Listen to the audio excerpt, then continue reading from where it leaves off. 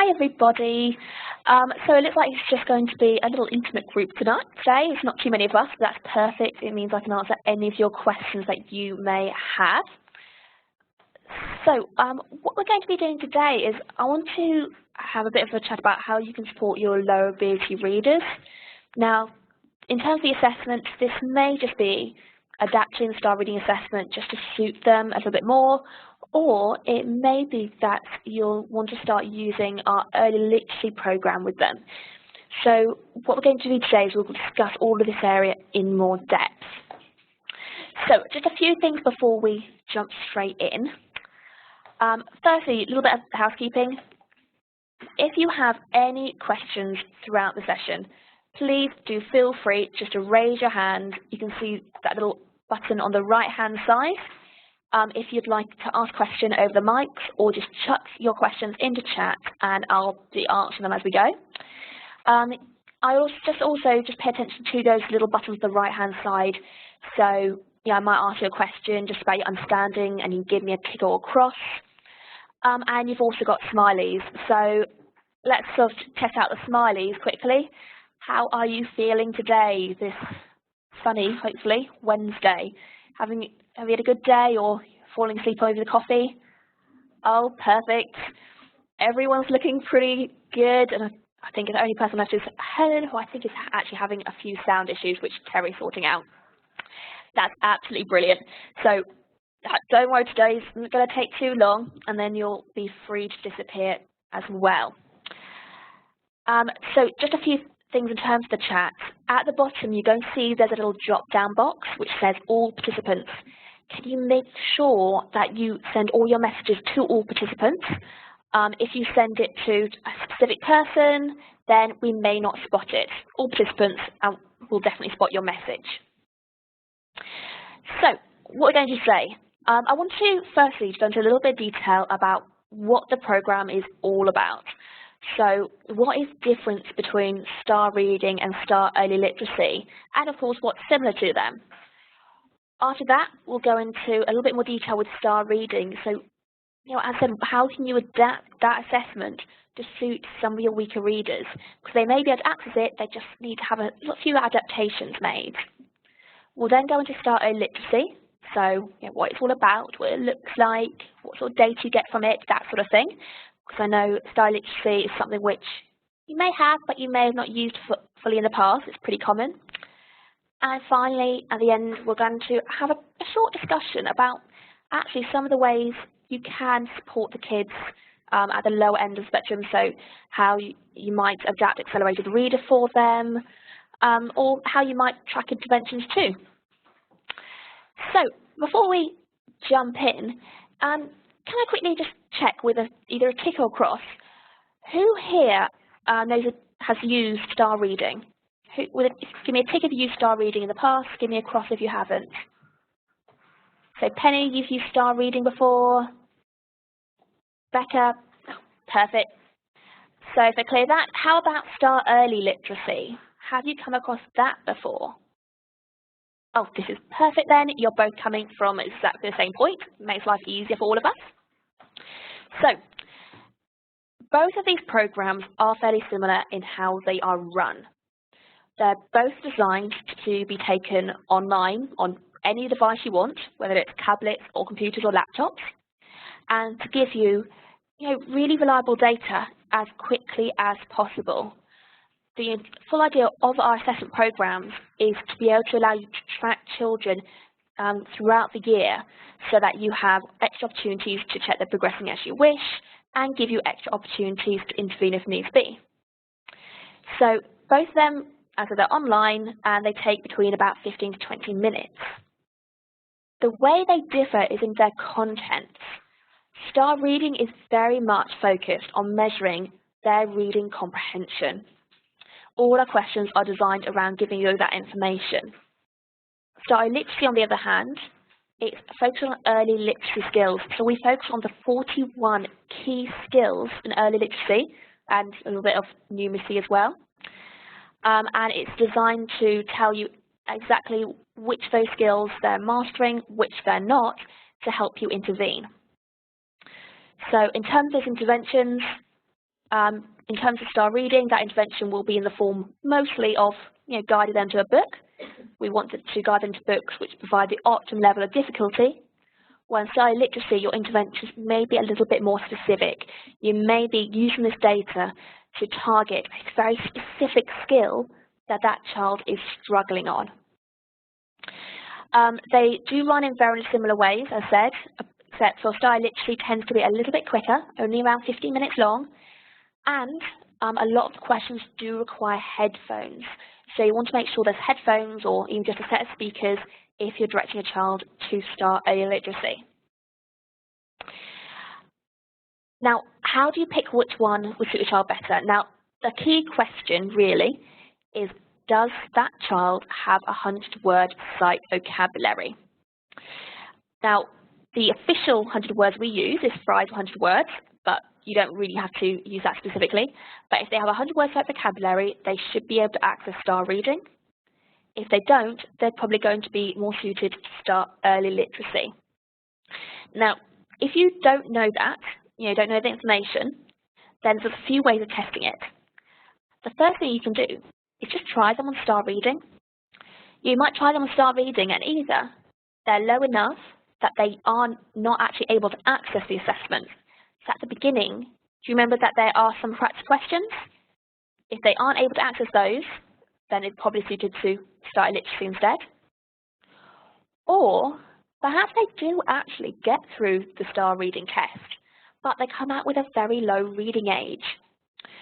Our general advice is that if they come out of the reading age below 7 years and 1 month, so indicating they're not an independent reader yet, they may be better suited to STAR early literacy.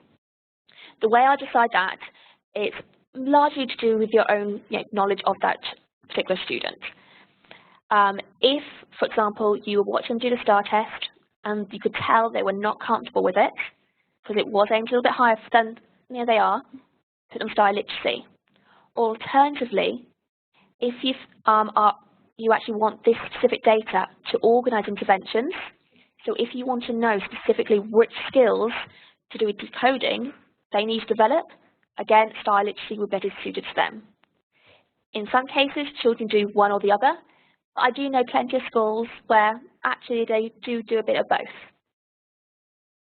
So before I jump in and start going into the program specifically, a little bit more detail, do you have any questions? If you do, just stick your hand up or put it into chat. If you have no questions, just give me a cross.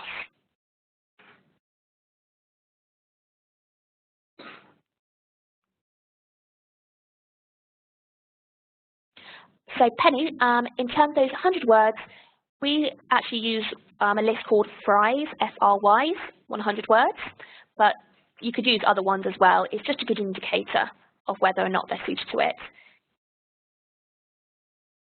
Okay, so what I want to do first is I just want to have a chat about how you can support kids on STAR reading, because that's a program which most of your kids will be using.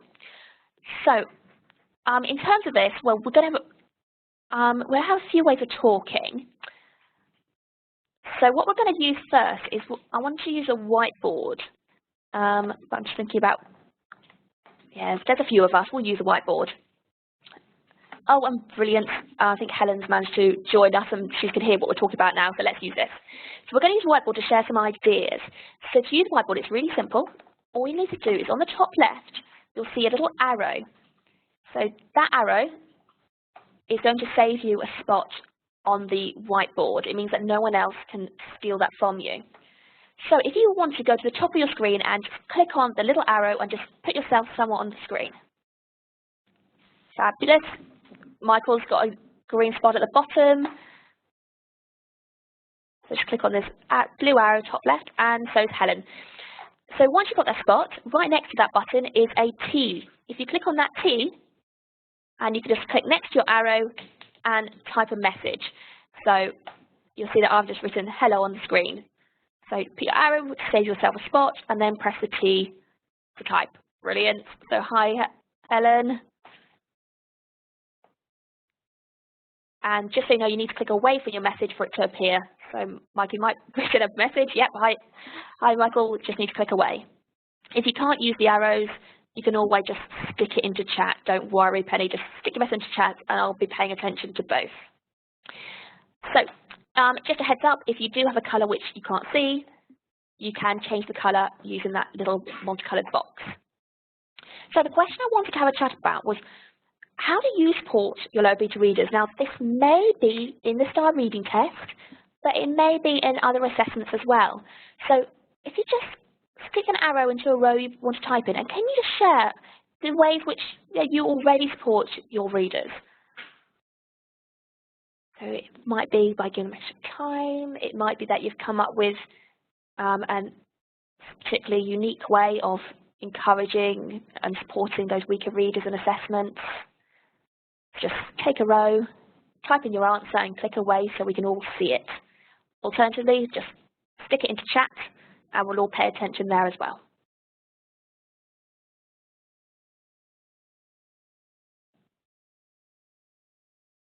Brilliant.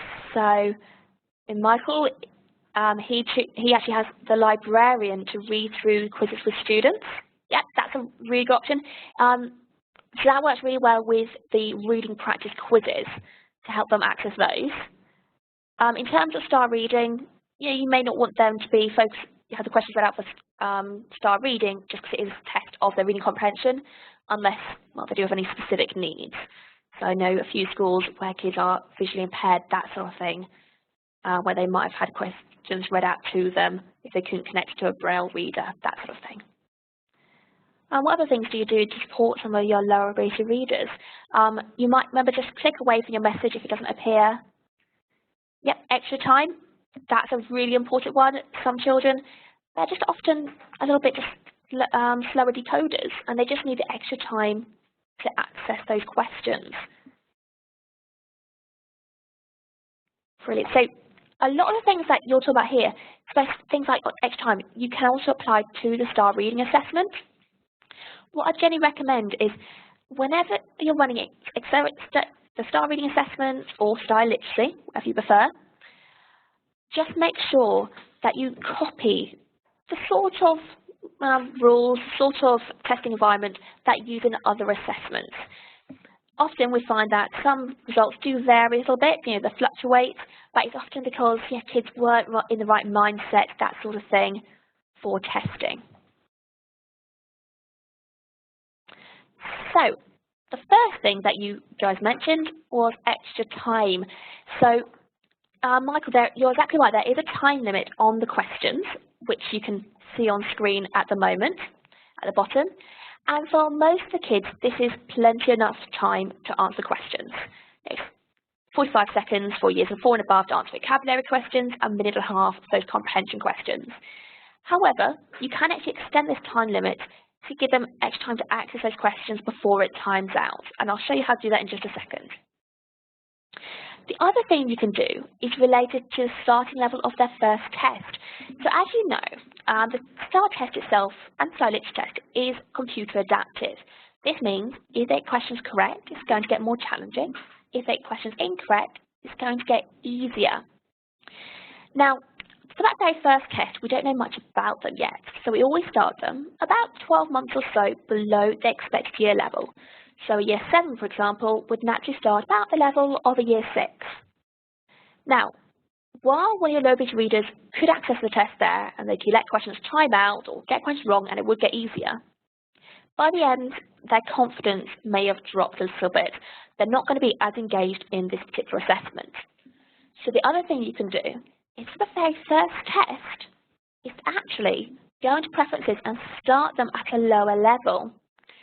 If they start at a lower level, then rather than having to get questions wrong to drop them down to a more accurate level for them, they'll actually hopefully be at either the correct level initially or be able to get questions right to get to their accurate reading ability. So the way to do that is very simple. All you do is you pop online, you go onto Renaissance Place, and you click on STAR Reading, and you go to Preferences.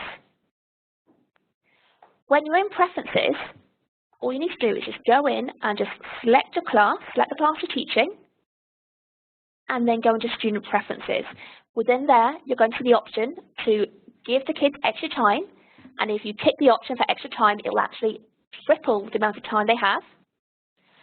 Or you can look for an empty box next to their name, and you can put in the year level you want them to start. So if you had a child who's very low ability reader, rather than starting them at the typical year 7 level, I might go in and I might start them at a year 2 level by typing the number 2 in. Now, the test itself won't look any different, but it will be at a much easier level for them. It's going to be a little bit more accurate for them to start at. They won't have to get questions wrong. So that's the first thing I would recommend, and this is done at the very beginning of, before the kids even started taking their STAR tests. Now, there are a couple of other things we've found help. The first thing is just how to think about the environment. In most cases, kids are pretty happy to test all in one group in the IT room. However, if certain students are struggling a little bit in their reading, they may perform better if they're taken aside, maybe to the library, for example, to test a more relaxed environment. In one school I worked with, a smaller group were always taken aside by the librarian, and they did that particular test on iPads on the beanbags. A lot of schools have come back to me, and they have actually said that a lot of students do better on the tablets if they have test anxiety. They're a lot more relaxed if they're doing it on a tablet than on a computer. For some reason, they seem to think it's slightly less official, so they do take it a little bit more comfortably. The other thing I would recommend is do explain how test works. Do feel free to be open. The STAR test is designed for the kids to get at least 30% of the questions wrong. Now, this is because we want to know where their limits lie. Now, what this means for your students is that if questions start to get more difficult, that's a good thing. That means that we're getting close to working out where the limits are. That's the important thing. If questions are getting easier, that's actually where they need to slow down. That's where they need to refocus the questions, because that means they're getting questions wrong.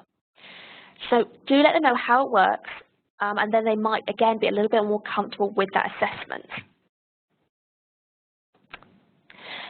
Now, the most common issue I know schools have are kids rushing the test. Bit of a tick or cross who here has had this issue, kids rushing through the assessment and coming out with reading age is far lower than they should. Yep, don't worry, you are not alone at all. Now, over the years, we've come up with a few tips that can help. The simplest is set a timer. Students, both in primary and secondary, they're often not very good at estimating time yet. So if you set a timer counting up to 20 minutes, they can keep an eye on that, and if they realise that they're already, on question 25, and it's only been a few minutes, they know they need to slow right down. Don't have the timer counting down 20 minutes, otherwise it does become a race for them. But that could be a really useful one. If you do think they're just rushing through and clicking at random, then what you might like to do is, for a few questions, sit down next to them and ask them just to explain their thought processes out loud. Ask them to explain why they're picking, answer A rather than B. And it's really useful for slowing them down and just proving that they really are thinking through every question.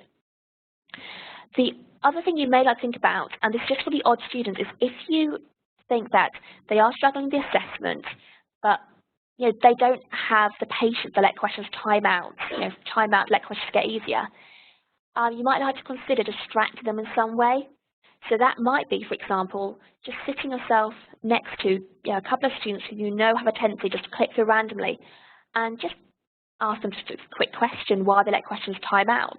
Because once the questions time out, it will get easier. Now, of course, that is for a specific group of kids, rather than you try and do this on a class of 30, but it might be an option. Similarly, if you really feel that they are not paying proper attention to the assessment, they just want to click through and do it as fast as possible, you might like to take control of the mouse just for some of the tests, some of the questions even. You normally don't have to do it for the entirety of the assessment, but it is really useful just to make sure that they have to prove that they are taking this seriously to you. The other thing you can also do is, if you think truly they're not going to be able to remain focused for 20 minutes, some kids, if they do have particular difficulties with attention, 20 minutes just may not be realistic. you can actually pause the test midway through. When the kids are taking the assessment, you may have noticed on the top right there's a stop option. You can either stop the test entirely, if they're really not taking it seriously, or you can resume later. So you could resume later and give them, it might be a 10-minute break, just to stand up and walk around, or it might be a case of coming back within, the next day, basically within a week, to carry on for the other half. Hopefully you don't need it for all of the students, but it is an option for a few of them. So these are a few of the ways I've found that can help kids, specifically if they do have a tendency to rush. Does anybody else have any other ideas? Just bung them into chat or stick your hand up if you do have a microphone. Do you have any other ideas? If not, just throw a cross next to your name and I'll move on.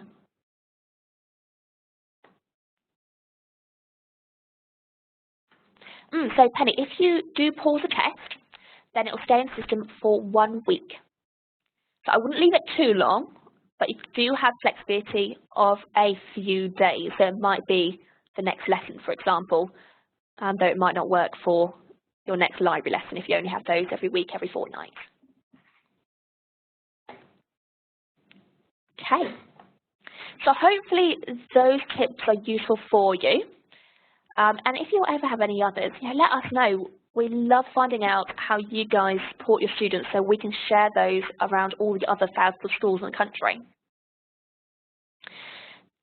So for some of the kids who are low ability, just adapting the testing routine may be absolutely fine. However, there are others who simply are not at a level to access the STAR literacy test yet. And the STAR reading test, I should say, and that's absolutely fine. So remember, you might access STAR literacy if they're unable to access STAR reading, or if you know that they haven't got that 100 words type vocabulary yet. Now, the STAR literacy test, it is originally designed for younger year groups. It was redesigned for children between reception to year 4. So some of the questions do look younger. However, we do have a lot of secondary schools who use this with their weaker readers to assess them, track their progress, and get a clearer idea of where you can help them. So it's going to start off on a really very low level. It's actually going to start off not making assumptions about their IT abilities. So you can actually put them onto the test and it will ask them questions about, do you know how to use a mouse? Do you know how to use a keyboard? If you don't think this does suit the student, you can pop into preferences, STAR literacy preferences, and turn these videos off, just so you know. From there, it's going to move on to listening comprehension, really basic phonics. If they get questions right, it will get harder. It will move on to basic sentences and basic comprehension. And eventually, it will move on to full paragraphs, which they are expected to read out themselves, similarly to the STAR reading comprehension questions. And it will also include some numeracy. So, and this is just a snapshot of the questions, but it does give you an idea of what the test itself looks like. And then, as I said, if they get questions right, just like STAR reading, it will adapt upwards. If they get questions wrong, it will just get easier. Now, only thing that you're going to need different to STAR reading is that the kids will need headphones rather than reading out loud, but they normally need slightly less time than with STAR reading. Helen asked a really good question there. She's asked, if they do really well on STAR literacy test, does it naturally move them on STAR reading? I'm afraid it doesn't, but it does give them an indicator of when they're ready. So you'll be able to look at your reports, which I'll show you in a moment, and you'll know when they're ready to move on to STAR reading. Okay, so in terms of STAR literacy, you may not have assigned it to the students, so I just want to show you how you can assign it to them. So what I'm going to do is I'm just going to share my screen. So you're going to see your screen change in just a moment.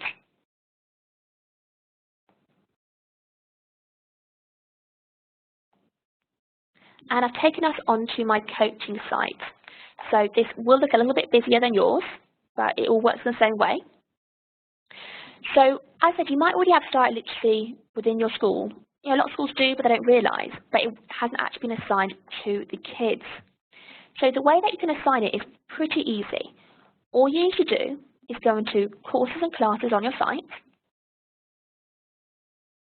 And if I just go into a class, and I can instantly see which programs this class have access to. So Fox 7 only have access to Accelerated Reader and Star Reading.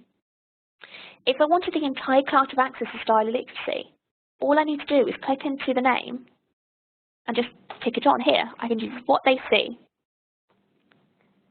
And now you'll be able to see they have access to all 3 programs. Now this might be fine for some of your low beta classes.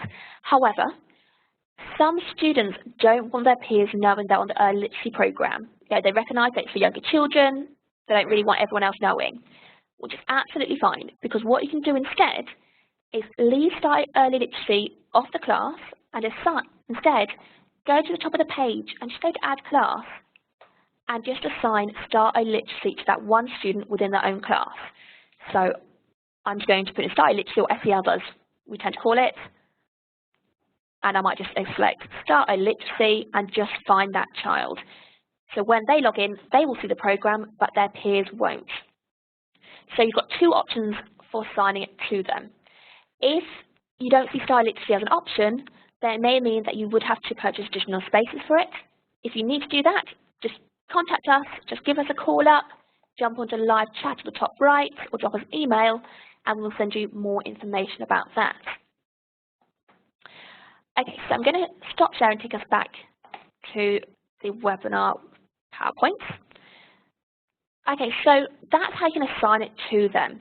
Now, what you're also interested in, of course, are what results do you get from it? I'm not going to go into a lot of detail about every single report. I'm just going to show you the reports that I think you'll need at the very beginning. The most useful for you is going to be the Diagnostic for Students. So what this is a single-page report which gives you all the information you need to know to help students improve with their reading. Now, there's a few things I want to point out. The first thing is this literacy classification. So you'll see it on the left here. This is classifying kids based on their overall reading ability.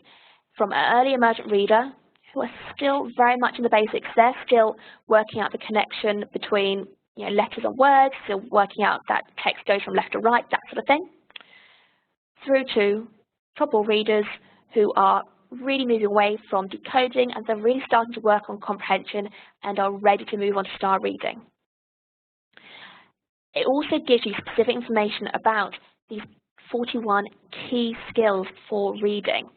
So as you can see, for each of these 41 skills, it's going to give you a score out of 100, indicating their level of mastery. Now, to help you make sense of this, we put a blue arrow by those skills they're ready to be working on right now. So I know that this student here, Fred, is ready to be working on alphabetic knowledge and letter sounds, but there's probably not too much point spending that much time on alphabetic sequence because it's not ready yet. If the skill doesn't have an arrow by it, either means that they haven't yet got the foundation skills yet, so it's a bit too advanced for them, or it could be that actually they're doing incredibly well with this skill and they'll develop it just through typical practice, just through looking through books as they normally do. You don't have to specifically teach them. So through using this, you can then shape the interventions. Now, for this reason, you may find that you do test the kids with star literacy a little bit more frequently in star reading. Rather than testing every term, for example, you might find that you want to test every half term or perhaps a couple of times in the half term to make sure your lesson plans are up to date. Now, most of you as secondary teachers are probably going to be doing one-to-one interventions, but you may be doing group interventions, in which case, just so you know, there is a diagnostic for the whole class. This is the same data that each of these 41 key skills. However, it breaks the kids down based on abilities.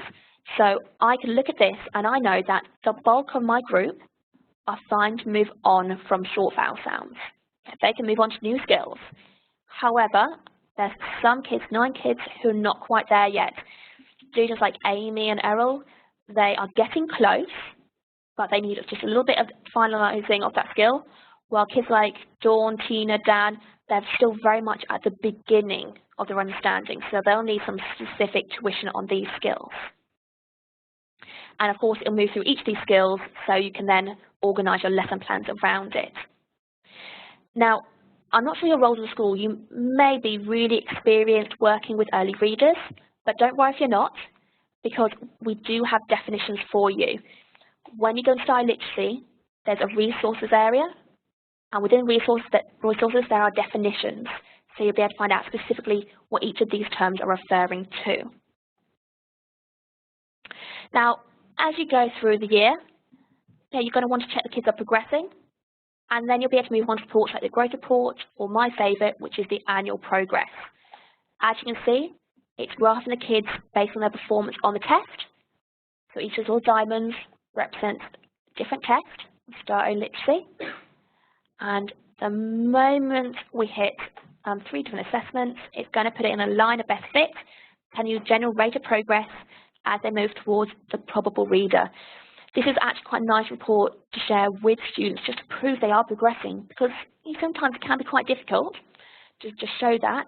And it's also quite useful with parents, as you can imagine. So that's really the gist of Start Early Literacy. Does anyone have any questions? Again, put across if you don't have questions, or if you do have a question, just throw it into chat, or put your hand up, and then you can just tell me over the microphone. Okay, so it looks like no questions unless Michael has any.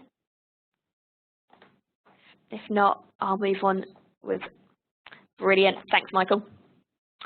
Okay, so that's the difference between the two programs. And as I said, you'll just use your own professional judgment based on knowledge of the child to find out which one would suit them better. Or you may have to choose one because they are still in the very early literacy stages. They're not ready to start reading. Okay, so what I want to have a chat about next is, well, what do you do with this data? How do you use this to help you in the classroom?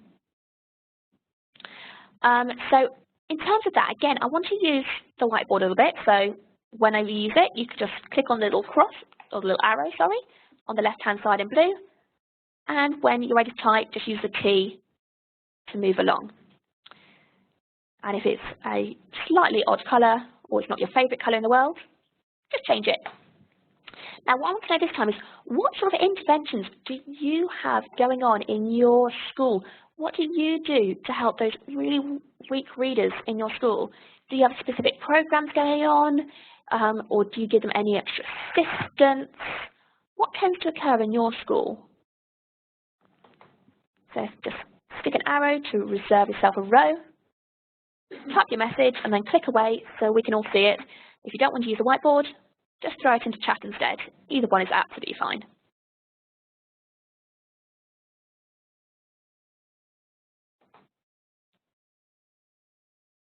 And Rebecca, I'm not certain the exact price of Style Literacy. We're in the implementation department, so we tend to stay away from the sales, which is nice for us. But what we can always do is send the information to you if you just provide your email address and just send that privately to UK Webinar, so Terry can send the information to you, or just give us a call or go into live chat and we'll be able to provide you information then as well. So Michael has a paired reading program going on with older students helping the lower ability. I've seen this in action a few times and it is absolutely brilliant to see, and it's lovely to see them having sort of a mentor relationship with some of the younger kids as well, which is lovely to see too. And perfect, so there's also nurture groups going on. Again, split formers being paired with lower ability. That's a really popular method. Not to mention it gives your sixth formers something to put on their UCAS forms, which is often really popular. And of course with Penny, the regular reading for 20 minutes. We've done huge amounts of research into reading, research on about 2.2 million kids. And what it proved is that children who read for less than 15 minutes, they had a tendency to regress back with their reading ability. So 15 minutes is a real limit, but to really help kids accelerate with their reading growth, you're looking for about 25 to 35 minutes. That's the window where children experience the most reading growth overall. Brilliant. So when it comes to these ideas here, a lot of what the ideas you're using at the moment can also start to incorporate information from STAR literacy and STAR reading, and of course accelerated reader. So I just want to have a quick chat about how we might be able to help you with these. But thank you so much for sharing your ideas. Now, the very first thing I want to focus on is probably the most commonly used piece of information. It's kids' zone of proximal development, or ZPD. Now, as you guys know, this is the range of book levels that suit each individual student perfectly. So it's the one which is going to help them grow as a reader. Books above it are too difficult for them to access independently.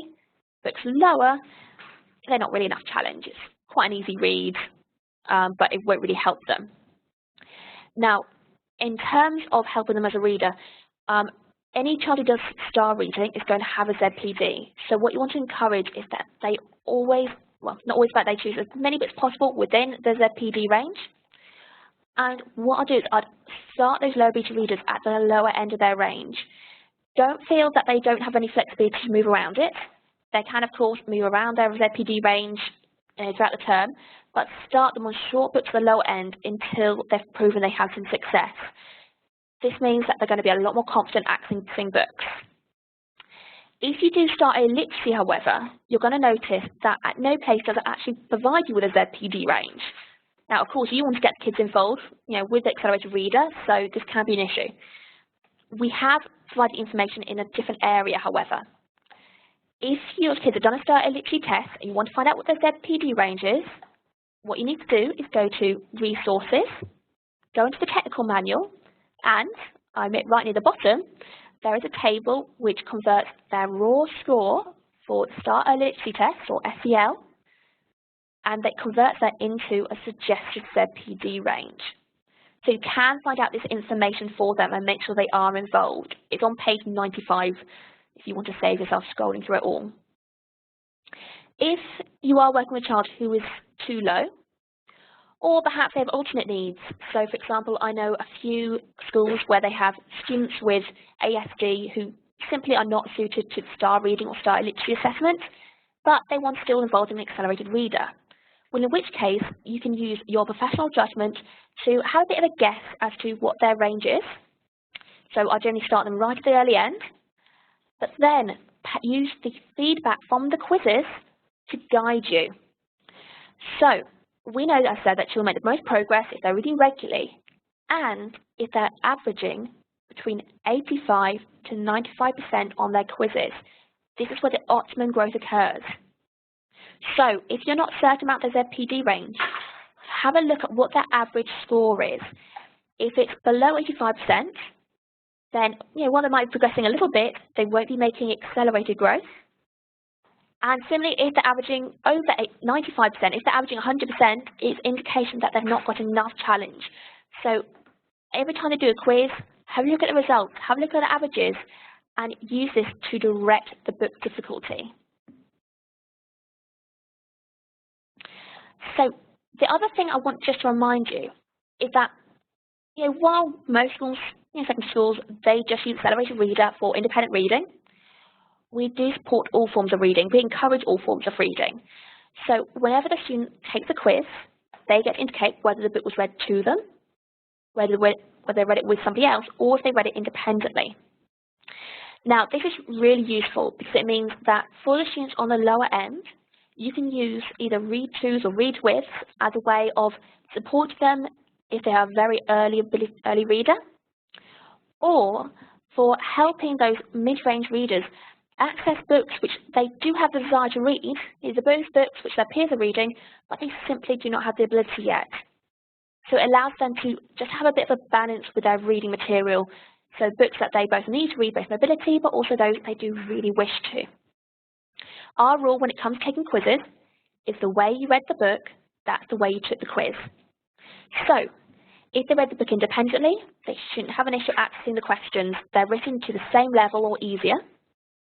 If, however, they had a book read to them or read with somebody else, they can get a little bit of support, either from one of their reading mentors or from a teacher helping them, or in some cases you have got recorded voice, professionally narrated quizzes, and they can stick some headphones on and have those read out to them.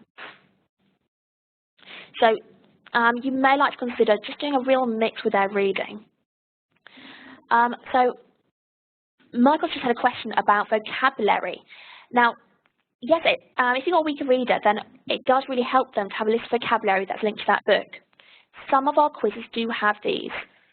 Whenever your student starts reading a book, what you might like to do is search that book online. You can simply search on Renaissance Place as a student or use AR Book Finder and see if it has a vocabulary practice quiz. You'll see it pop up as a VP, or you'll see it pop up with an option called View Vocabulary, and that might assist them with their reading, and afterwards they can take a vocabulary practice quiz to check their understanding in a slightly different way. When it comes to these areas, if you do want to know more about them, I'm happy to send you further information afterwards, or as you've probably discovered, we do have a whole range of webinars and workshops, and we'll be coming across all these topics throughout the year too. So, when it comes to keeping track of their reading, if they're reading books, having books read to them, they're reading books independently, and having books read with a mentor, for example, you sometimes need to keep a closer eye on their results. Now, for this reason, there's a report designed for you called the TWI report, books which were read to them, with them, or independently. You can find this in the usual accelerated reader reports area under reading practice, and it's just under diagnostic report, the one which you may be using more regularly. So as you can see, it's split into which books are read to, with, and independent. And I'd say the most important rows are average percent correct and book level, the difficulty. So having a look at this, you might notice a few little issues. So for example, a student here is averaging 100% for books being read to them, indicating they might be ready to move on to more difficult text, while they're only averaging 80% for books read independently, indicating that actually they might need to move a little bit lower. So you might find this a useful tool. Now, there is one other area I want to have a talk about, and this is actually not connected with the accelerated reader. This is connected to those interventions which you are using in your school already. Because you may be using interventions like TWI To or reading mentors, and you want to know whether or not those interventions are working. Now, this is where something called student progress monitoring comes up. This is linked to the STAR reading assessment, just so you know. I'm afraid it's not with STAR literacy, just STAR reading. Because what you can do is you can enter in a target for the student, which is based on an intervention that you're running. So in this case, I know that this student here, Catherine, started an intervention in about October. Based on her results from that STAR test, I know that she should be able to reach around a score of about 380 or so. Now, as she's gone through the year, she's taken 4 tests, which are all marked out with these diamonds, and I can see that actually her rate of progress indicates that perhaps she's not going to meet that. Based on that, you can go in and you can actually make changes to the intervention early, rather than finding out perhaps at the end of the year that intervention hasn't had the effect you want.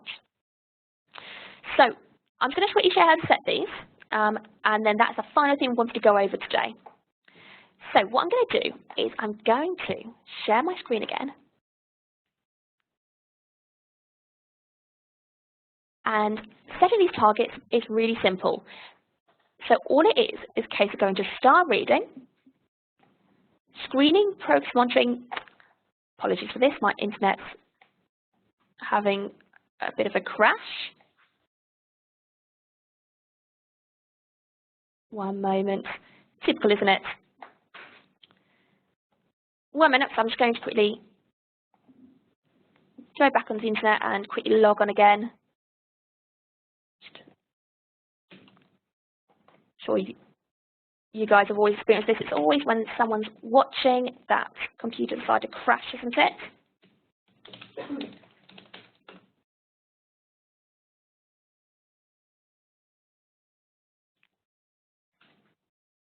Okay, let me share my screen again, and hopefully the internet decides to work. Okay, so I'm just going to log in, and I'm going to go to STAR reading, and screening progress monitoring intervention. We will put up instructions for this, by the way, when we email you, so don't worry too much about scribbling notes. And then you just go to progress monitoring and start on the right-hand side. Now what you'll see, if I click on search, is a list of all the kids in a class or all the kids in your school and their ability levels based on their percentile ranks. So I can see some kids in green are doing fabulously with their reading, but Alan here, Alan's having trouble, so I'm going to click on Alan. To add a target, it's all very simple. You just click on Add Target, and you just fill in a small form. So, for example, I think Alan might be having one-to-one reading with a peer or teacher regularly over the course of the week. So I want to find out whether or not this intervention is working based on, let's say, end of February, half term, so you have plenty of time to intervene if it's not working. Now, to calculate this target, all I do is click on Calculate Target at the bottom, and what you're going to see is it's created two highly personalised targets for Alan here. I would generally always pick the moderate target. This is the amount of growth which the top 50% of students his exact age and ability managed to achieve. It's not expecting miracles, not expecting him to suddenly become gifted reader. It's saying realistically he should be able to go from the 4th percentile rank to the 7th in that period. If I'm happy with that target, I click on Save, and that's in place. Now, the moment that I get 4 tests, I can then go to Reports, and I can look up the Student Progress Monitoring Report and see whether that particular intervention is working. As I said, it might be one-to-one reading, it might be alternative interventions that's going on, it could be anything you need, but it just means that you can keep track of them and you can compare them directly. Okay, so that's the final thing I really wanted to go through today. I mean, overall, the main things that you're going to be doing is you're going to be assessing your kids, so you need to make sure you're picking the right assessments for them based on their ability. Be aware this may change. A student might start the year on SEL, style literacy, but by the end, fingers crossed, they're moved on to style reading. You'll just run your interventions. You can use this feedback from style literacy to help you, but also, carry on using accelerated reader with them. So again, you may need to adapt it a little. And then keep an eye on their results. Use these reports to track their progress. For this reason, as I said, you might need to start test kids a little bit more frequently than the rest, but it should only be for the odd kids in your class. It won't be for a large proportion of them. So that was the bulk things I wanted to go through today. Does anyone have any questions which perhaps I haven't answered, if I've not been paying attention to chat, or do you want me to go over anything again? Feel free to put your hand up if you've got any questions or want me to open your microphone, or throw them into chat and I'll answer them now. Otherwise, if I've answered all your questions, feel free to disappear and enjoy your afternoon. Thank you so much for joining us. I hope you found today useful.